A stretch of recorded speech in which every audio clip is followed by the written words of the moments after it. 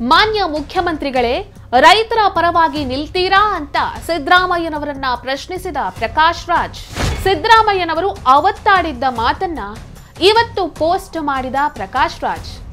ಕಾಂಗ್ರೆಸ್ನವರಲ್ಲದೆ ಬಿಜೆಪಿಯವರೇನಾದ್ರೂ ಈ ರೀತಿ ಮಾಡಿದ್ರೆ ಪ್ರಕಾಶ್ ರಾಜ್ ಅವರ ಧ್ವನಿ ಇದೇ ರೀತಿ ಇರ್ತಿತ್ತಾ? ಇತರರನ್ನು ಇಷ್ಟೇ ಸಾಫ್ಟ್ ಆಗಿ ಪ್ರಶ್ನೆ ಮಾಡ್ತಾರಾ? ಬರಡು ಭೂಮಿ ಕೈಗಾರಿಕೆಗೆ ಬರಲಿ, ಫಲವತ್ತಾದ ಭೂಮಿ ರೈತರ ಕೈ ಸೇರ್ಲಿ.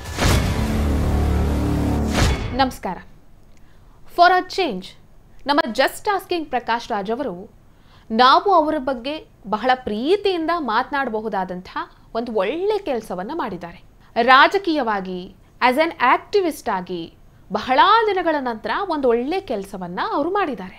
ತಮ್ಮ ನೆಚ್ಚಿನ ನಾಯಕ ತಾವೇ ಬಾಯಾರೆ ಹಾಡಿ ಹೊಗಳಿದ ಸಿಎಂ ಸಿದ್ದರಾಮಯ್ಯನ ವಿರುದ್ಧ ಮೊಟ್ಟ ಮೊದಲ ಬಾರಿಗೆ ಒಂದು ಟ್ವೀಟ್ ಅನ್ನ ಮಾಡಿದ್ದಾರೆ. ಅದು ಆ ಟ್ವೀಟ್ ಯಾಕೆ ಒಂದು ಒಳ್ಳೆ ಕೆಲಸಕ್ಕಾಗಿ ಮಾಡಿದ್ದಾರೆ. ಈ ರೀತಿ ಮಾಡುವವರ ಸಂಖ್ಯೆ ಜಾಸ್ತಿ ಆದ್ರೆ ಸರ್ಕಾರಗಳು ಸರಿ ಹೋಗುತ್ತೆ.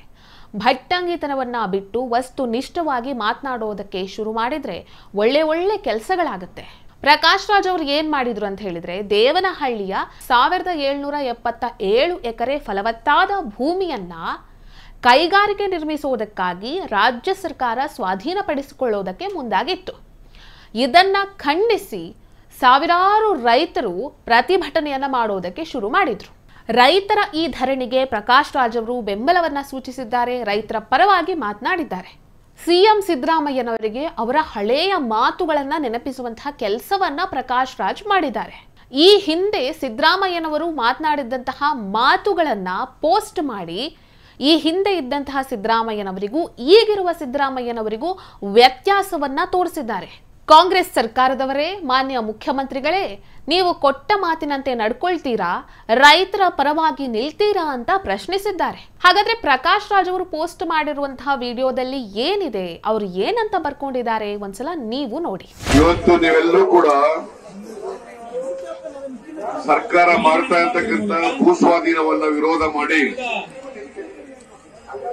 ರೈತರ ಮೇಲಿನ ದೌರ್ಜನ್ಯವನ್ನ ಖಂಡಿಸಿ ಅನಿರ್ದಿಷ್ಟಾವಧಿ ಧರಣಿಯನ್ನ ಹಮ್ಮಿಕೊಂಡಿದ್ದೀರಿ. ನಿಮ್ಮ ಧರಣಿಗೆ ನನ್ನ ಸಂಪೂರ್ಣ ಬೆಂಬಲ ಇದೆ. ಇವತ್ತೇನಾಗ್ತಾ ಇದೆ ಅಂತಂದ್ರೆ, ಸರ್ಕಾರ ಅನೇಕ ಕಡೆಗಳಲ್ಲಿ ನಿಮ್ಮ ದೇವನಹಳ್ಳಿ ಚನ್ನರಾಯಪಟ್ಟಣದಲ್ಲಿ ಭೂಮಿ ಅಕ್ವೈರ್ ಮಾಡ್ಕೊತಾ ಇದ್ದಾರೆ. ಭೂಮಿ ಫಲವತ್ತಾದಂತ ಭೂಮಿನೇ ಅಕ್ವೈರ್ ಮಾಡ್ಕೊಡ್ಬೇಕು ಅಂತೇನಿಲ್ಲ. ಬರಡು ಭೂಮಿ ಇರ್ತದೆ, ಸರ್ಕಾರಿ ಜಾಗ ಇರ್ತದೆ, ಅಂತ ಭೂಮಿಗಳನ್ನು ನೋಡಿ ಕೊಡಬೇಕು. ಅವ್ರಿಗೆ ಇಂಡಸ್ಟ್ರಿ ಬರಬೇಕು, ನಿಜ. ಅದಅಂತೇಳಿ ರೈತರಿಗೆ ಅನ್ಯಾಯ ಮಾಡಕ್ ಹೋಗ್ಬಾರ್ದು.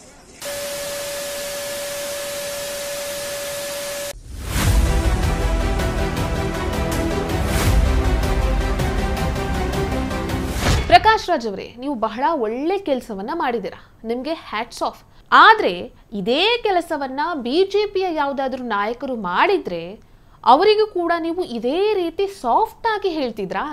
ಅವರನ್ನ ಪ್ರಶ್ನಿಸಬೇಕಾದ್ರೆ ನಿಮ್ಮ ಧ್ವನಿ ಇದೇ ರೀತಿ ಇರ್ತಿತ್ತಾ? ಇದೇ ಟೋನಲ್ಲಿ ನೀವು ಮಾತನಾಡ್ತಿದ್ರಾ? ಇಷ್ಟೇ ಸಾಫ್ಟ್ ಆಗಿ ಟೀಕೆ ಮಾಡ್ತಿದ್ರಾ? ಇದು ಜಸ್ಟ್ ಆಸ್ಕಿಂಗ್ ಅಷ್ಟೇ. ಆದ್ರೂ ನೀವು ಮಾಡಿರುವಂತಹ ಈ ಕೆಲಸಕ್ಕೆ ಹ್ಯಾಟ್ಸ್ ಆಫ್. ಸಿದ್ದರಾಮಯ್ಯನವರು ಅವತ್ತು ಹೇಳಿದ್ರಲ್ವಾ, ಕೈಗಾರಿಕೆಗೆ ಫಲವತ್ತಾಗಿರುವಂತಹ ಭೂಮಿಯನ್ನೇ ಬಳಸ್ಕೊಳ್ಬೇಕಾಗಿಲ್ಲ, ಬರಡು ಭೂಮಿಯನ್ನ ಬಳಸ್ಕೊಳ್ಬಹುದು ಅಂತ ಹೇಳಿ. ಸೊ ಬರಡು ಭೂಮಿ ಕೈಗಾರಿಕೆಗಳಿಗೆ ಬರಲಿ, ಫಲವತ್ತಾದ ಭೂಮಿ ರೈತರ ಕೈಯಲ್ಲೇ ಇರಲಿ.